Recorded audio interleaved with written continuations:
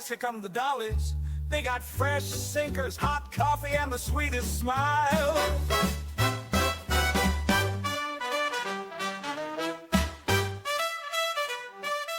Good morning, everybody. Welcome back to the Clubmobile. We're so happy that you've joined us. Hi everyone, good morning. Joining us today is our friend and historian, Cara Lebonick. Cara, we're so happy to have you here. I feel like we've been talking to you for so long, but we've never actually had the opportunity to sit down and talk to you. So welcome.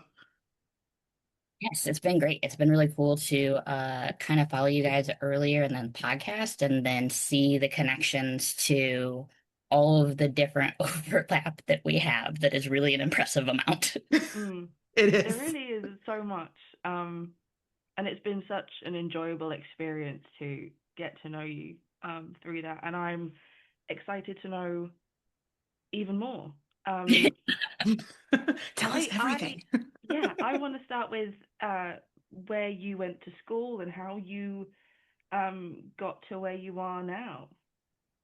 I have lived many lives is a thing that I like to say a lot of times. So I actually started like as a kid when I was growing up, I read a lot.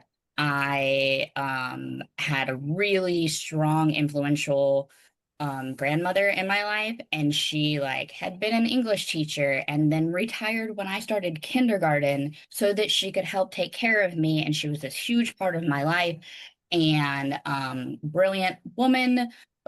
She was an English teacher, like an honors English teacher at the high school in town.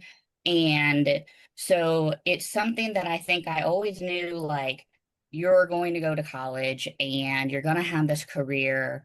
But I think that if you kind of trace that like historical knack, it goes back really far. I mean, like when I was into the Backstreet Boys, I would take notes about them and the things that they were interested in and then follow like their influences. And then I got into like Green Day and then I was like, okay, but where does Green Day come from? And traced it back. And then I get into like the Stiff Little Fingers and like have always been such a nerd about like how do I pull this out? How do I need to know more about this thing. How do I pursue it?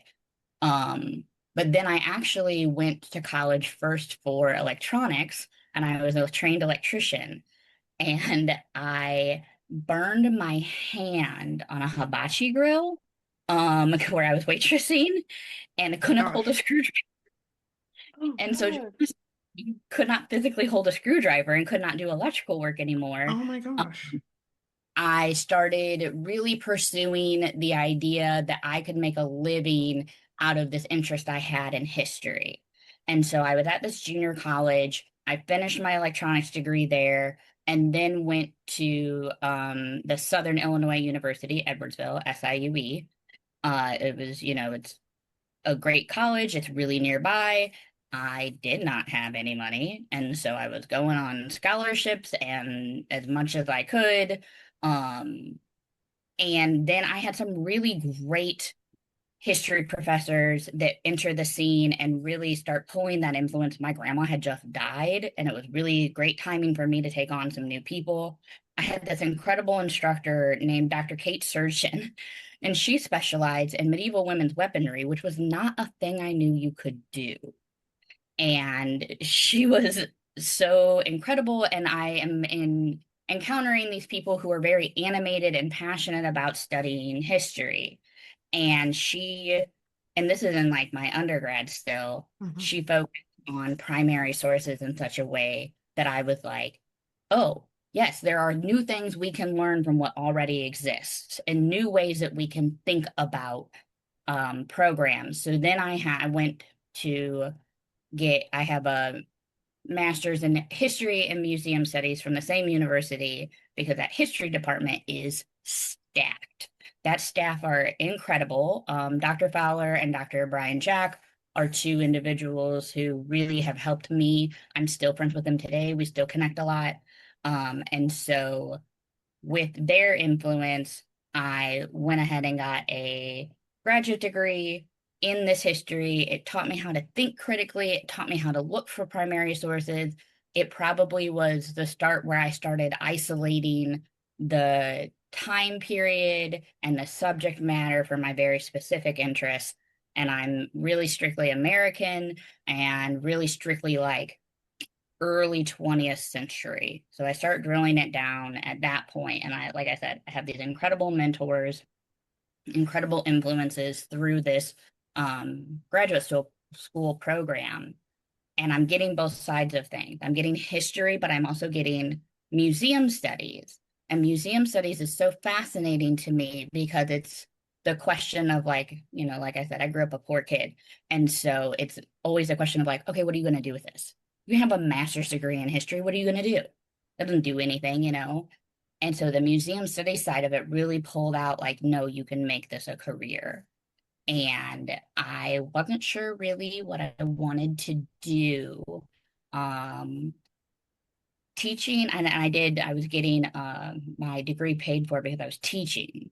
Mhm. So they had an amazing program. And again, the Dr. Jack and Dr. Fowler both were really essential in the like, this is how you access what's available to you. They helped me apply for the assistantship. They helped me get through the program and apply and get in and get it paid for.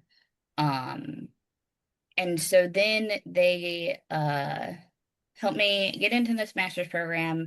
In the course of the master's program, there's a required internship, which is brilliant. That's such a good way to structure requirements for the real life application of find out now if this isn't what you want to do. Obviously, I made a big change when I had been an electrician and then was like, you know what, I'm going to go to grad school for history. So I think that's a really critical point of like, try it out if you can have access to it. And I picked my internship based on which one paid the most because I couldn't take a free internship that wasn't accessible Right, to me right. uh, for where I was in my life. And so the assistantship really helped, and then the internship that's like required to finish this program. I ended up there was I live just outside of St. Louis, Missouri, and we have a National Archives location here who used to have a student intern program. And I will be real honest, when I started, I was like, this is the highest paying one. Check. I'm not super into military history. To this day, I would say military, like unit information, isn't the thing that's going to ever pique my interest. It's not the thing that I'm going to be like, yes, what military tactics have we used and how has this grown over time? That's not really it, but it's always been the people side of things. And I had a very quick mentor when I was doing the student internship at the National Archives. Um, and she very quickly like recognized that I had some of those necessary skills to think about how to bind records and how to think in an archival researcher way. Um, and so she very quickly took me under her wing, became a great mentor for me. She had this other uh, friend at the agency. So when she left, I inherited a new mentor. So this is Ashley and Teresa. And so that's where I am now. I work at the National Archives at St. Louis. Um, and I have been there since 2013. That's when I started as a student when I was still in my first couple master's programs. Um, and then I went back to school and pursued my PhD at St. Louis University and had again just another incredible staff there. Dr. Ben Looker was my advisor. He again is somebody who I'm still in contact with, and he was really influential in like again helping refine what I'm interested in. And SLU has this American Studies program, and American Studies I think is where I have landed. If you were to ask me what's your discipline, I really think that I would land on American Studies because it's this like multidisciplinary approach to how you can understand history. And for somebody I'm very people focused, I'm very interested in like, who are the actors in this story? This stuff doesn't exist. Even the records that we're looking at, the records that we look at every day they don't exist without somebody having made them. Somebody had to, this is a person's record. Somebody made this record. And that's really kind of where I've landed in terms of like the stuff that I'm interested in. I really kind of drill it down to like St. Louis, the New Deal era, basically, you know, pre World War II and back. Mhm. And I think those are really the things that have shaped me a lot. I also I had this really great period of my life where I was at the National Archives, but I was not working directly with the records. I was working on the communications team. And in terms of like understanding what all the breadth of what's available at our agency and across everything, that experience was just incredible for me. It really opened my eyes. It allowed me to pull back my lens. Again, I had incredible people that I was working with. That team was just like one of the most influential in terms of like, okay, so now you're established in your career, and they're like, but you can still be a person. And that experience, I think, was really critical for me. I'm back working directly with the records now, thank goodness, because that has connected us. And it's really uh, many lives have led to this moment. It's amazing. It- I have so many friends that have gone from one thing and then completely jumped to Hmm. something else. I had one friend that was a hairdresser. She did hair and beauty at college, Yeah, and now she is a scaffolder. nice. So I don't know how that Great happened, height. but Yeah, yes, I'm terrified of heights. Um, but you're right. yeah, it happens all of the time. I always think it's absolutely incredible. Um, Yeah, she was is there hairdressers now, and she's so smart. It's so cool. yeah, was there anything about is there anything about World War II that you kind of center in on? Um, I mean, definitely the New Deal. The New Deal programs, the idea of what the New Deal is doing, pulling us out of the Great Depression era. And I mean, in terms of like the development of a society, the development of ways that we care for, provide for, thrive in a society, Yeah. allow for the most people having access to their full potential, I think is like really fascinating to me, and how this time period really is like it's beget of tragedy. We have like World War I has passed, which is called the Great War because we'll never have another one of those, right? This is Right. terrible. We don't ever want to do this again. And then we hit this huge slump. We have the Great Depression. We have all of these changes. I mean, our country's still relatively young. And then um pulling us it's the development of society and what's happening at this time. And I mean, I've always been really fascinated by people who kind of like take their opportunity when they're not given opportunity. And so we're seeing, I think the shift of like the labor movement is really fascinating. It's hard for me to narrow it down. Same for us. Women are doing amazing things at this time, and they're really, I mean, they're getting more empowered. Obviously we have the 19th Amendment, which gives some women access to vote, Right. under the guise of giving all women the access to vote. But of course there are, continued attempts at restrictions, and I mean, not even successful attempts, um, and so just like the lightning speed with which society is changing and developing in this time period. And then we go into another war. And I mean, go into it hesitantly at that.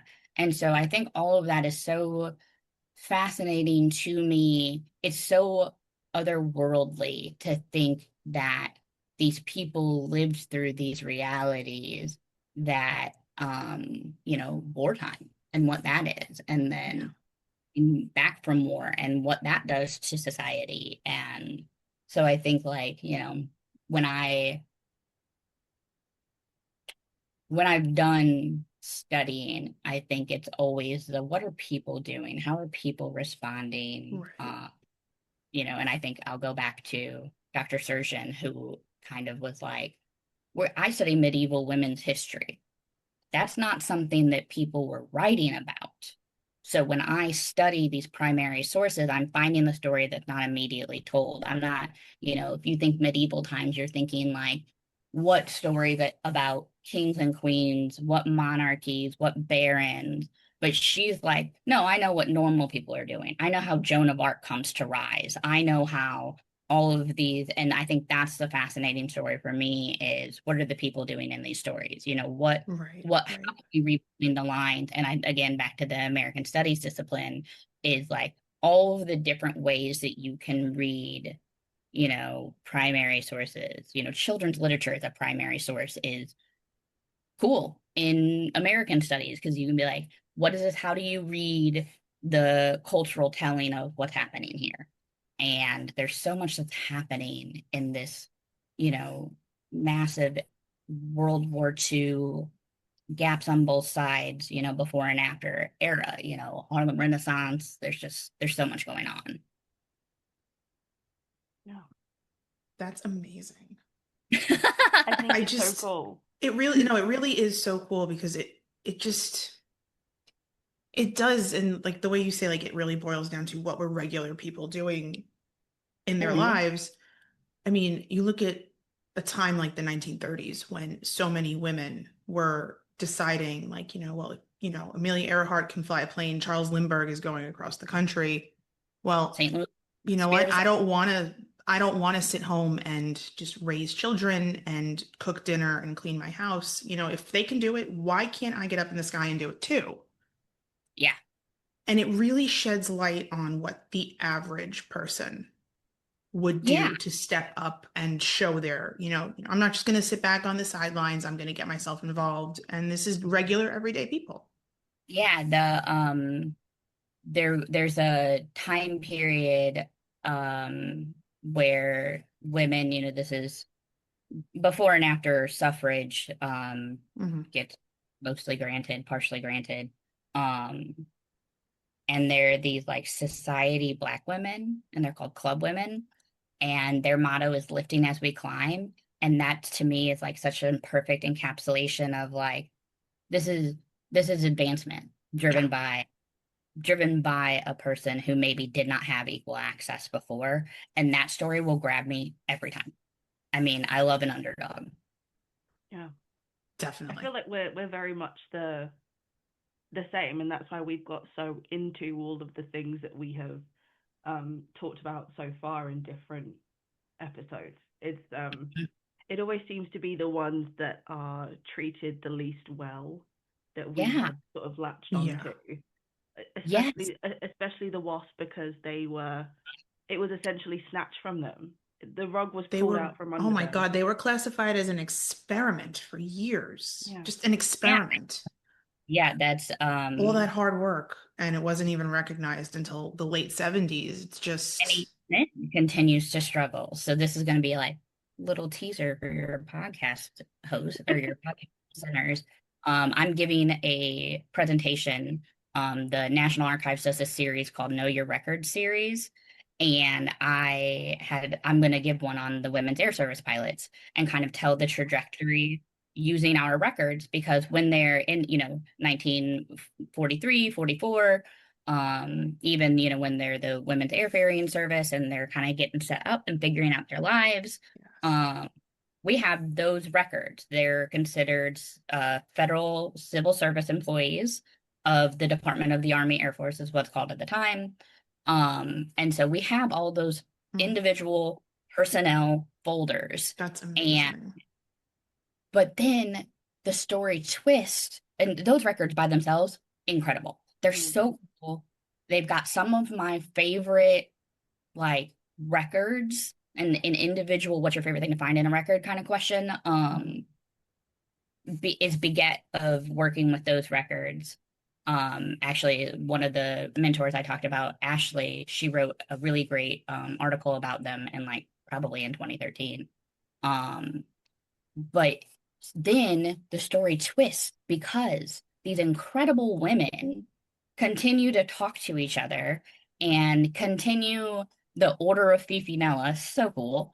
Um, and they are the women who are like shoved back home and they have maybe some reunions for a couple years. They have this itch to fly again. But at the same time, they're raising kids and they're having this story and this like, this isn't nobody talks about this. Women weren't in World War II.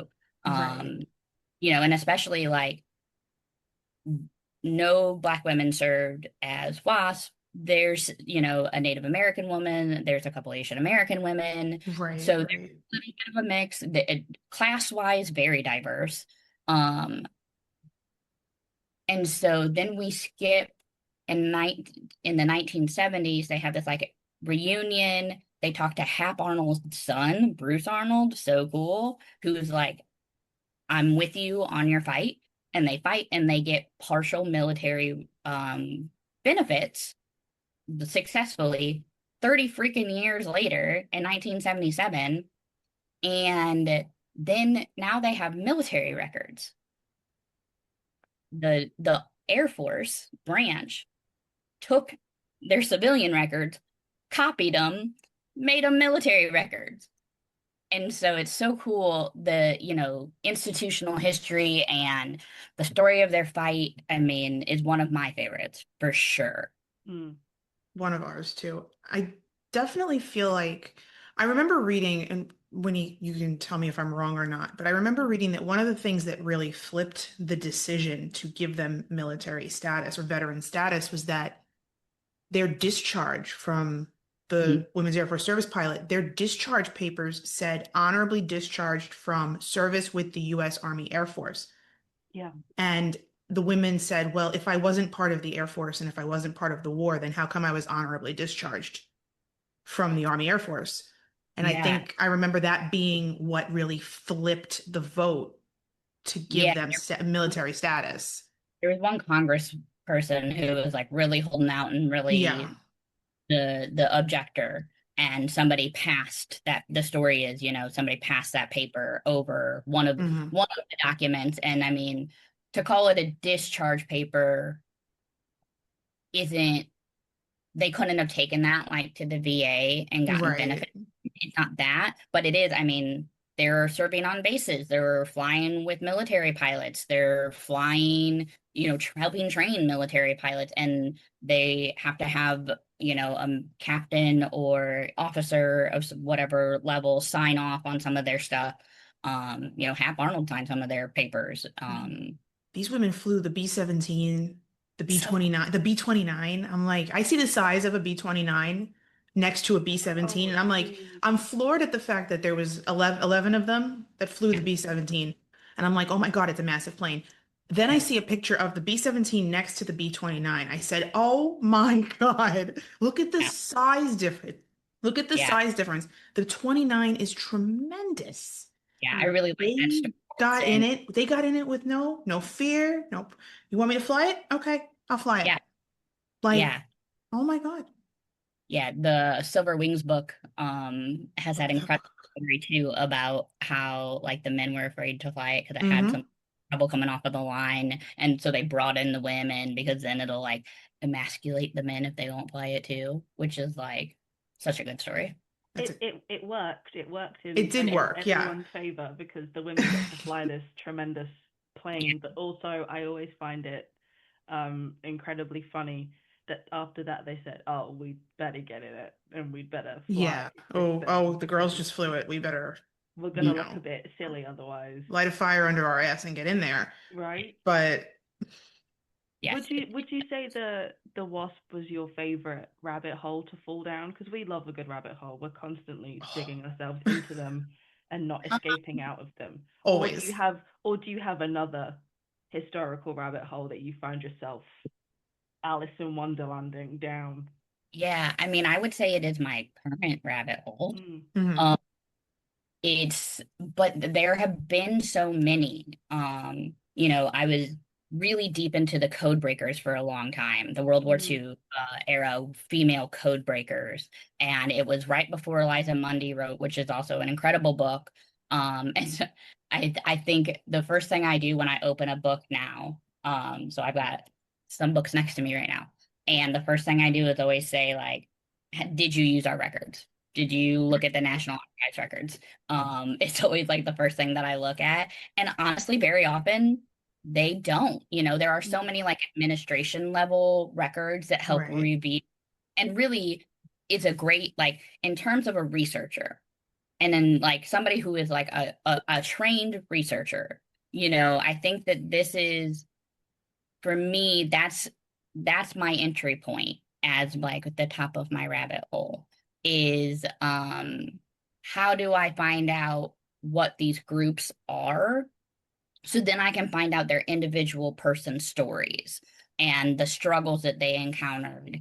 And so had this other rabbit hole that was into the code breakers, and I love the code breakers story because every time I pulled on that thread a little bit, I would find a new heroine. I would find some new incredible woman who has this incredible story. Um, my it's kind of like it's one of my rabbit holes that I put a pin in to come back to, because there's this all black female unit that was headed by William Coffey, and they have this incredible story, and their records are kind of hard to find. And that's, I mean, like, the story of women is that the records of women are historically hard to find, and part of that's because of the societal demand of a name change. The If there's multiple marriages, those ones in between, those names are like erased from history. We don't talk about that. And so, but if they were in service at that time, I need to know that name to find that record. And, so very often I find that researchers will start at the administrative records level because they're looking at how the record was organized. They're looking at how these people were classified, how these projects Mhm. were classified. Like you mentioned, WASP being an experiment for a long time. And then there's just such a wealth of information at that level that unless you're following a case study, and thank goodness there are so many wonderful researchers out there who are they find their topic and they find their rabbit hole while the individuals are still alive. And so they'll use like personal papers and oral histories and getting to tell your own story. And usually I find that when that happens, they don't go then into like a personnel record level. Um, but so I did Code Girls was a big rabbit hole for me for a long time. I actually started my history journey studying the Black blues musicians from St. Louis.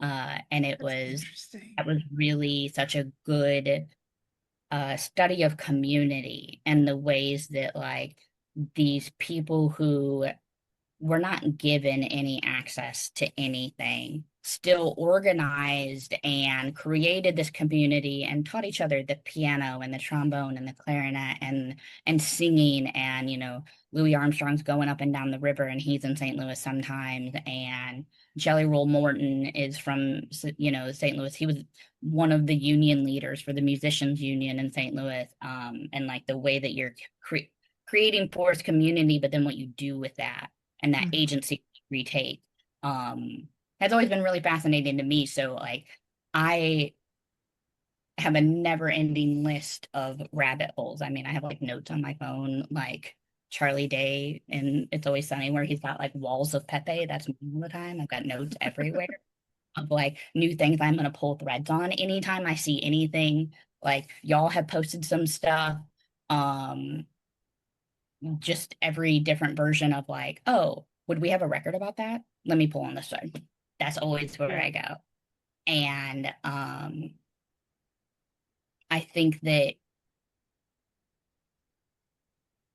getting to focus more recently on understanding military records more, I've really made it my mission Mhm. to really get into those. And then when you guys asked me about Bremen, and finding more information on Bremen. Such a perfect rabbit hole for me because I was just coming off of Masters of the Air, and I was like, okay, I know this stuff. I know that we're going to have this stuff. I know that we have something about this. Let me find every little pinhole I can crawl into and research in every way possible and all these different resources that I have. And I mean, the team that I work with now is such an incredible group. I get to work with one of my best friends. And my other best friend, Ashlyn, gets to just hear me talk about it constantly.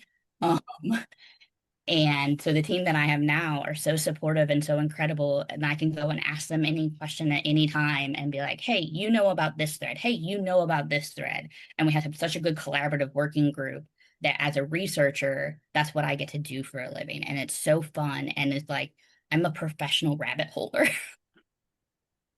I want to do that. I Yes. mean, we kind of do. We sort of thought, We kind of do, and I think I wouldn't say we've built. We are, I think, continuing to mm, build a community around us and around the podcast where, and I say this all the time, that the World War II community as a whole is just such a supportive group of Yeah, people. mm, I don't yeah, think there's fun. anybody that we've crossed paths with in the almost year we've been doing this Mhm. where I've said, mm, yeah, I get an inky feeling about them, or no. yeah, Everybody has been so kind and so, oh, you need help with this or you need help with that, or no, I have photos of this. And like sometimes just random messages from people like, hey, I came across your podcast and I know you were talking about this. I work for I work or Yeah. volunteer at the 92nd Bomb Group Museum out in England. And hey, here's some pictures of Clubmobiles, yeah, So just cool. random. And it's like so, so cool. And then you start to fall down more rabbit holes like, oh, okay, so who was the Clubmobile that served at the 92nd? Names, and then you create your own community and Exactly that. Yes. And it's such a it, great thing. It really is so much fun. they're so like everybody. I am fortunate that, the people who are into research also kind of recognize and acknowledge the work that can go into finding, like, building your group, your panel of experts. And this person I have a connection with knows these things, and this person I have a connection with has Hmm. access to these things. And I think I'm really fortunate, especially when it's a hard time to be a federal employee, mm, that, Yeah. you know, in general, people are gracious and grateful, and that really helps continue to make the job of being in history and being in, liberal arts at large, and studying the important diverse history that makes, history exciting and important and fun and relatable. I mm, mean, we all have read those stories where we're like, oh, this person has the same personality I do, and they're doing this thing. I didn't know that was a thing I could do. Right. Or like really empowering each other and telling those different stories that weave that fabric that we continue to grow on. I mean, the WAF's story again is such a great one because they have like this incredible, they fought their own fight. They literally used their own records to fight and take it to Congress. They And did. when Jackie Cochran failed, come on. I mean, that's incredible. That's such an impressive story. But then, you know, 1977, we're post Vietnam. And we have women coming home from Vietnam being told women didn't serve in the war. I'm sorry, I Yeah. saved your life. You would not have come home if it weren't for me, but mm-hmm, sure, okay. And so like that story continues. And that's why I think those building stones, those fabrics, those shoulders we climb on are so essential to continuing to say, how do I do this different? How do I do this successfully? What yeah, worked, what didn't work? And, if it's not for that network in that community. And, I think that's why this World War II community feels like that too. yeah, Definitely. Definitely. It's so interesting that you say, like, when Jackie Cochran failed, right? Because now we're diving into a little bit, we're diving into the ATA and the women who flew with the ATA. And it's so interesting. The Jackie Cochran story is something that I always feel like I feel like I love her, but I hate her. And it's like she's a very complex person mm, because I'm Yeah. like, did you did you kind of like throw these girls into the ATA and then walk away on purpose, or did you do it because you saw this opportunity and you knew they would be okay over there and you could walk away? Did Yeah. did her ego maybe hinder the progression of the WASP and the militarization of the WASP? They had that opportunity to join up with the Women's Army Corps and be militarized, and you know, was she too greedy? You had this opportunity, it was right there. Were you too greedy? Her story is something that I'm always like, oh my God, I get so angry. And then I'm like, oh, but she did this, Yeah. but I get so angry. Yeah. I think And it's fascinating in a study of a person, and then you have yeah. that specific duality with Nancy Hmm. Harkness Love, and Yes. I would say actually my personality more closely aligned with Jackie's, and so it's fascinating to me to see her trajectory and to see the areas where I consider this was an ego problem, this was a this problem, this was a Right. whatever. Um, but then to also know that that woman had this like crazy life trajectory, Right. That too. like I am a staunch advocate for therapy. It's like a saving grace in my life. And like, what would different access to mental health, different access to, I mean, a support network in terms of like, raising her as a person. Her childhood was diverse. Jackie Cochran she has a fascinating personality that's beget of this. I mean, she is in the like non-excuse way of you're a product of your era. Yeah. There was definitely some hard stuff going on, and then Nancy has a life after, and she struggles with everything.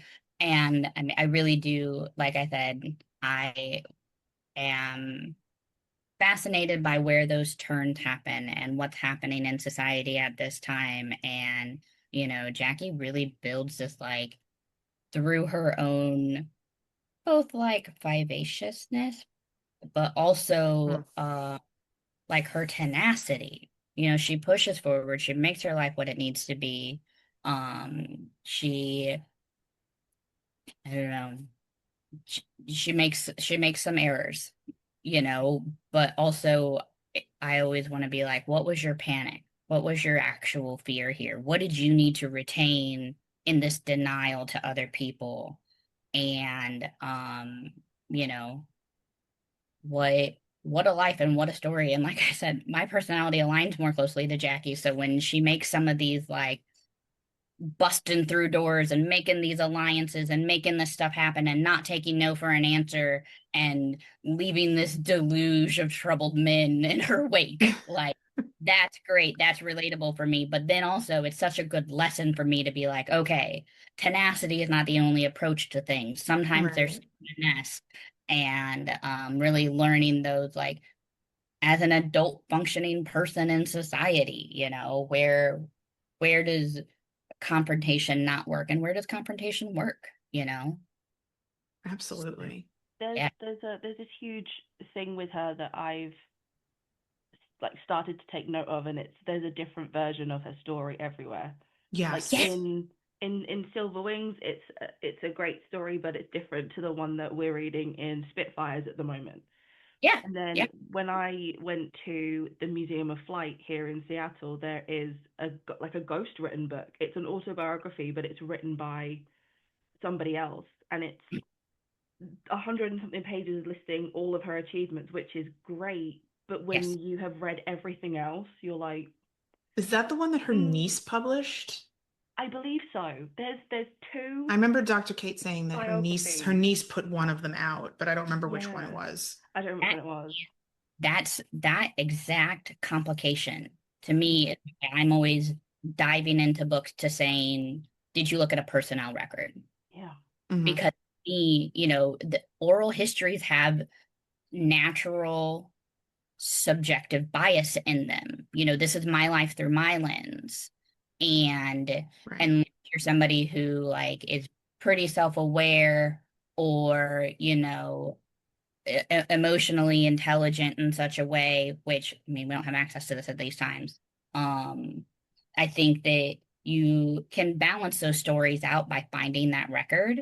And that's that historical journey and that, thread that you pull of like, how can I confirm this? Where can I Right. find this information? Another woman who like fits this narrative is Bessie Coleman, who is, a very early female pilot. And she like, we got a request for her record years ago. And when I started pulling the thread of like, okay, I need more information than Bessie Coleman and trying to find out her biographic story. She got a lot of different last names over time. There's a lot of unsure, is this her in the record? Is this her in the record? Where do I put these data points together to kind of find that true through line? And so I Right, think those right. stories like, having these ghostwriters and having this story and having this story told are really fascinating. And that's the thing that like one day somebody's going to discover some document somewhere that's confirms or denies this part of the story. Right. And we don't know yet. And Mm. that's why history is still viable. And that's why history is dynamic and it's not static, Yeah. continues to be interpreted. And that interpretive work continues to be really important. Mm. Yeah. Definitely. Do you have a favorite piece of World War II media? Like on screen, do you have a favorite book? And also it's like a two-parter, I guess. How did you feel about Masters of the Air? Because we have such 50-50 opinions Right. on that. And we only ask about Masters of the Air because we've asked you to dig into Bremen. Yeah. So I think it's only You right if we ask you about Mm. the most know, recent of the three big ones, I guess. The big I would three. listen to your Q&A episode, and it's so funny, Winnie, because I also was vehemently opposed to watching the Elvis movie because I was like, Oh, I had a great aunt who Still haven't was a watched it. Sorry to Austin Butler. well, see, that's the thing. And Winnie specifically, you said, I don't think I could have watched Elvis first and then Masters of the Air. yeah. And I now feel like having it, but it's in my to be watched queue. It's in Mm. my Mine head. too. It's Let so me know when good. you decide to take the leap because I'll do it too, and then we can compare It is notes. so good, but if you watch him as Gail Clevin and then you watch Elvis after, you're like, hang on, this is not even the same man. Yeah, so I Um, finally I refuse to even watch the trailer because music is like a huge influence in my life. It's such Hmm. a like I said, it was one of those early like you could point to, oh, she's yeah. actually into history and research in such a way. Right. And I think that like I had my own Elvis phase as I'm finding my own music and um so I think like I don't know. I really a favorite piece of World War II media. I would say like probably it hasn't been made yet, like we're not seeing women's story told very often. Right. I did watch the Tyler Perry 6888 movie. How do you feel about that? Because we were a bit iffy. We were like, It it was an artistic interpretation. Ooh, agreed. that's a good way of putting it. Yeah, I yeah, did we didn't think of that. We were like, eh. It was beautiful. not the Uh, historical movie. Also, we have those records, and so Right. thankfully, it beget an article that I wrote about the 6888 using Wonderful. our and Yeah. kind of talk about, um. So, I mean, I guess in some way, the answer to your question is my favorite piece of World War II media is the records that exist. Like, Listen, That's a great answer. that's a great answer. That's a great answer.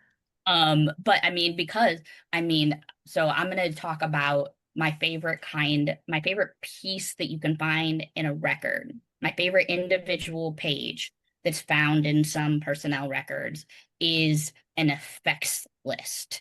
And it's a little morbid, and it's always going to go morbid for me. My communications teams are going to be like, "Oh, Kara got to death. There it is. We found it." Um, but the personal effects list that can be found in some of these personnel files, and it lists the things that they had in their rooms. It lists the things that, and it's true for the 6888. One of them had a freaking sword. So cool. You had a sword in your personal effects? Come on. Amazing. Also a Bible. That combination is incredible to me. A As sword and a not, Bible. yeah. Okay. I love that. I'm Do it. trying to picture how, how are we using both of these at the same time? Probably Yes. not at the same time. We'll see. What kind of fight are we fighting today? Yeah, we'll find a way. Mhm. Which literal demons will we slay?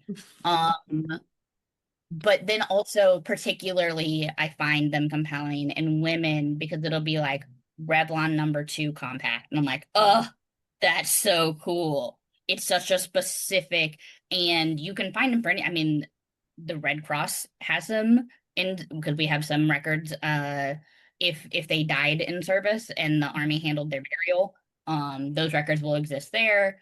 The Women's Air Service pilots had such cool ones. Because it'll be like flight suit and 3 going out dresses. I'm like, incredible. A man wrote this. Definitely. Definitely. I mean, there's a lot of media that I really like a lot. Cadillac Records is probably one of my favorite movies. I think I'm Beyonce's in it. Come on. So, um, tells such a good story of relations and people in the music industry. And it's loosely based on chess records, so it's really in my era. But I don't know. I mean, I've seen I've seen a lot of them.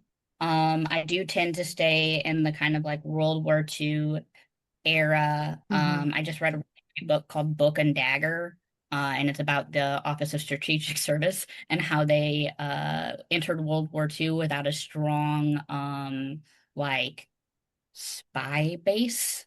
And I always love a good spy story. I'm a sucker Ooh. for a mystery novel, especially if there's murder involved. Cue me in. Um, but it talks about how we didn't have a strong spy base, and so we use historians and archivists because they're the only ones who already know this information and they know about cultures, and we can drop a person who has studied German history into Germany, and they'll know which cultural cues they need to stick to. Or you can drop this librarian who is really well versed in what journals exist and come out and will tell you what you actually want to know about what's happening in Germany, and she can go in, and it's a really great book. Um that's a big one for me. So Masters of the Air, I was not going to watch. Again, because I was like, I don't really need another story about World War II white men, you know? Um, and then my boss at the time, Ben, he is a veteran and he and I have real similar personalities. He was such a great mentor and guide, and he was interested in it. And so I kind of watched it so that we could have that conversation. And then we got connected with the author and executive producer, one of the executive producers, I guess. I don't know how movies work or TV shows, but then I did watch it, and then I was like immediately did the same thing I said earlier, of being like, oh, we have all these records and we know how all of this works, and I can go in and confirm each little data point here. Um, and so that was really cool to get to explore this area that, again, I've like been really intent on expanding my knowledge base about. And it's so cool to see the small ways in which they like try. And I haven't read the book. I'm like a quarter of the way through it, but Same. in It's taken us a year so far, and It's I'm taking me a year halfway. and I'm not even halfway through. It's very Totally. dense. I find that it's like reading through like a history textbook. Yeah, Not so a much lot of like Band of jargon. Brothers was, where like you could see it unfolding on the page, but part of that's because it is a true mhm, Mm, history. It is a true history it is, text. and it's more 8th Air Force driven than just strictly 100th Bomb Group. yeah. The way that it talks about like Yeah. it's very specific, and I think I actually use that text to help me study Bremen because like the 8th Air Force is a crazy broad term. The 100th Bomber Group is a crazy broad term. And so when I looked at Bremen specifically, I really had to dig in, and there were some characters I was familiar with because of Masters of the Air, because of studying kind of what all that touches, all that touches. And so like I'm already familiar with the Crosby story. And I'm like, okay, so I can take this one data point and I can find the other ones because I really needed to know specifically what unit they served with so I could get that unit level information.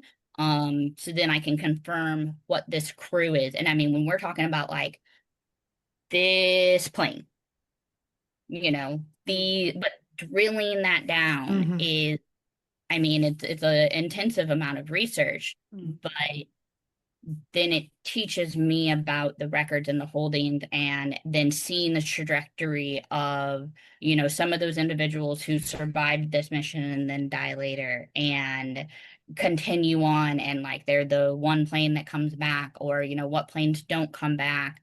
And so I think having watched Masters of the Air and then back pursuing the specificity of Bremen itself made Masters of the Air more illuminating to me, in the sense of like, how do you take a true narrative and do an artistic interpretation of it? And I mean, now there, even if there are divergences from the true storyline, it is introducing concepts to a general public platform.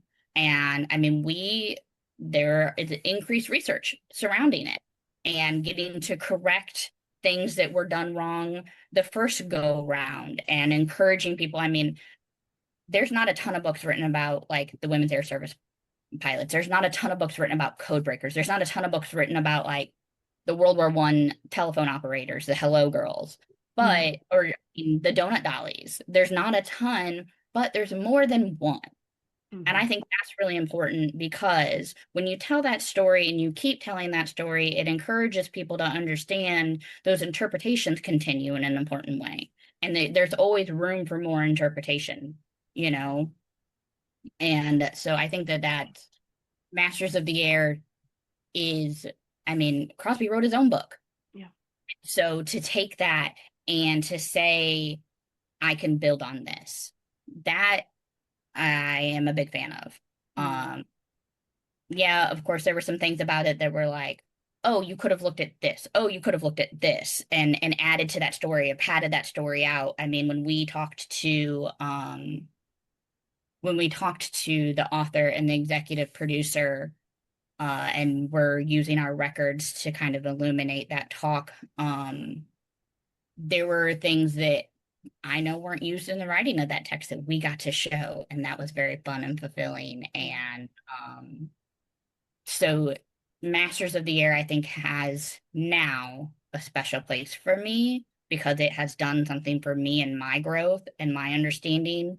But it continues to be, I mean, I find like even when I'm reading on my own, I can do like historical text, historical text, historical text. Now I need a novel. Yeah. Yeah. Need a break from that.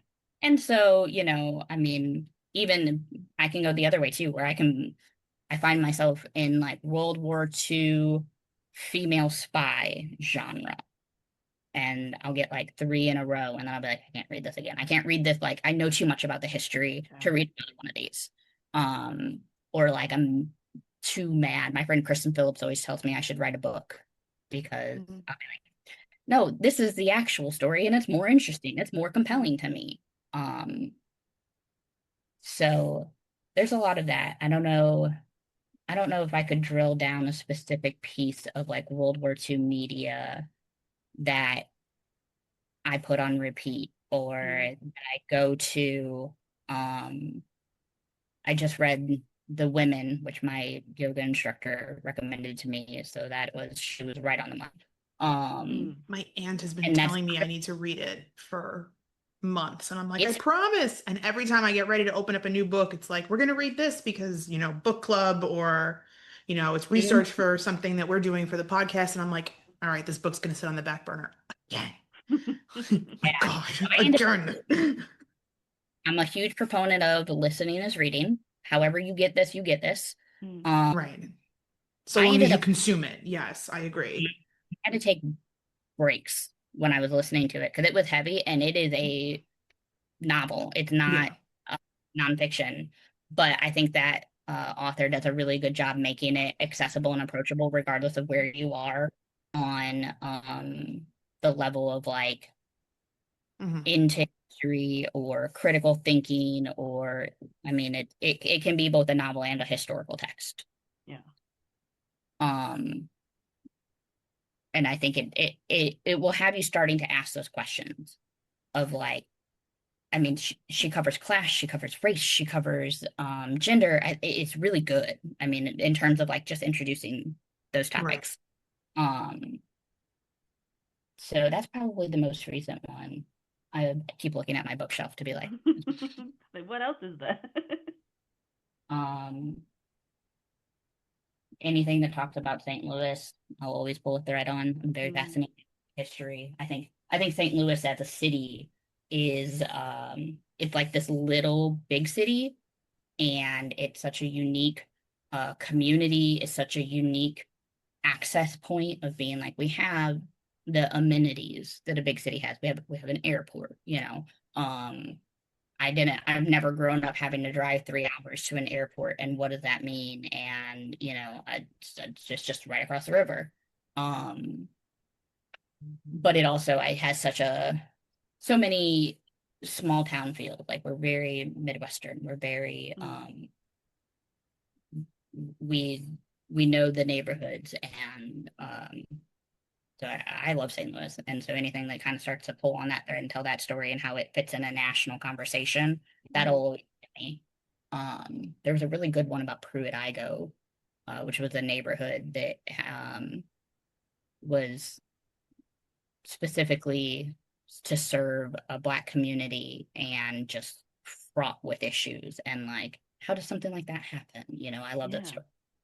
Um,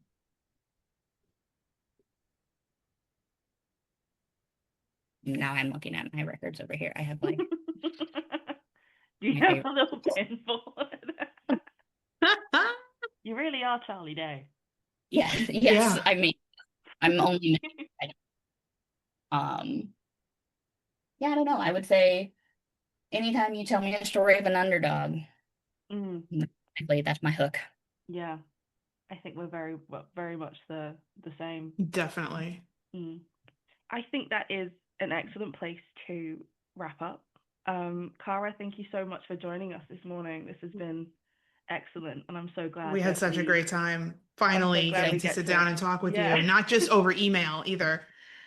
I'm such a bad emailer too. Like, No, you're very good. You're No, just you're busy. very good. You're very good. We are just we chronically check our email because the, oh Sometimes yeah, you miss. yeah. unfortunately we're that generation where we chronically sometimes will sit with the phone in our Mhm. hand. But no, Yeah. this was so much fun. I can't have like I'm a no notifications person. It's a hard life. Yeah, yeah, I'm the I try to same. I limit just them. can't I do do. both. I try to limit them. Yeah, Otherwise, insane. I'd be like stuck glued to my phone. Like, All right. Thank you, everyone, for joining us, and we thank you will see you next guys. time. Thank you so much.